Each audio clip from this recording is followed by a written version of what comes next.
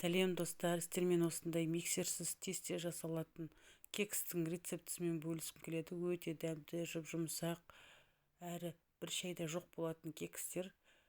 Менің каналымда көптеген рецепттер болады. Жақындарыңызбен, достарыңызбен бөлісуді ұмытпаңыздар. Бізге 2 жұмыртқа керек болады. Осылай жарып аламыз. Венчикпен араластырып, үстіне 120 грамм шекер саламыз да жақсылап былғаймыз. Бізге миксердің қажеті жоқ. Осылай венчикпен жасай бересіздер.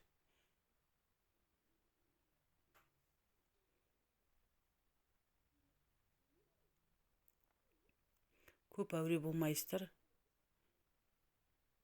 80 грамм сүт керек болады кез келген. Мен 3,2% қолдандым.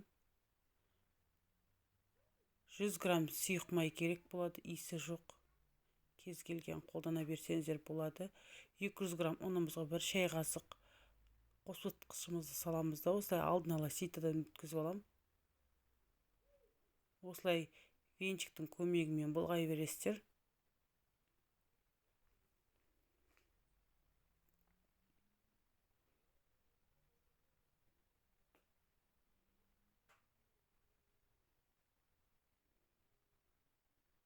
Қалған ұнымызды салып жібереміз.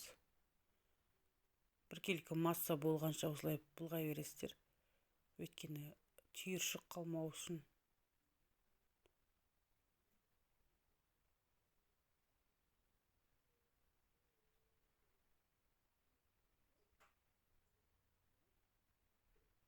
Жақсылап былғап аламыз қамырларымызды.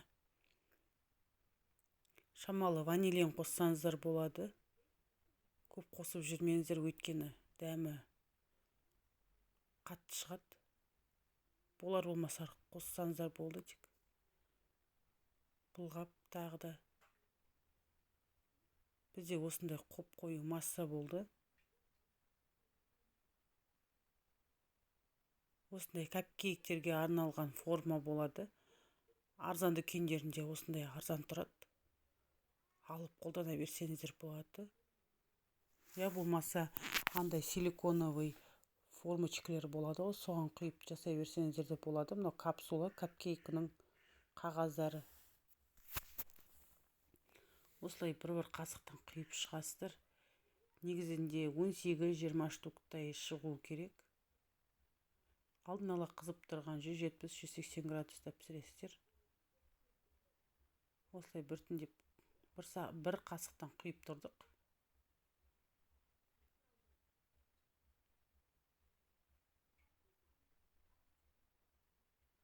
Осындай мен кондитерлік дүкендерден дробленый арахис деген алдым. Кез келген үстіне мейіз, я болмаса грецкий орех өз қалауынша себе берсеңіздер болады. Салып ортасына сгущенка салып жіберсеңіздер де болады. Вареный 170-180 градуста 20-25 минуттай пісіріп аласыздар. Қарап тұрып, әркімнің пеші арғалай. Суытасыздар. Менің капкейктерім дайын болды. Көріп тұрғандарыңыздай күшті дәмді болады. Қып-қызыл қылып пісіріп алдым. Үстіндегі дробленый арахис сепкеннен кейін дәмдірек болды кішкене. Міндетті түрде жасап көріңіздер, бір шайда жоқ болады. Менің каналыма тіркеліп, лайк басып, комментарий қалдырып кетіңіздер. Ұнап жатса рецептіммен жақындарыңызбен, достарыңызбен бөлісуді ұмытпаңыздар. Ас болсын. Көріп тұрғандарыңыздай осындай жұп-жұмсақ болды. Сау болыңыздар.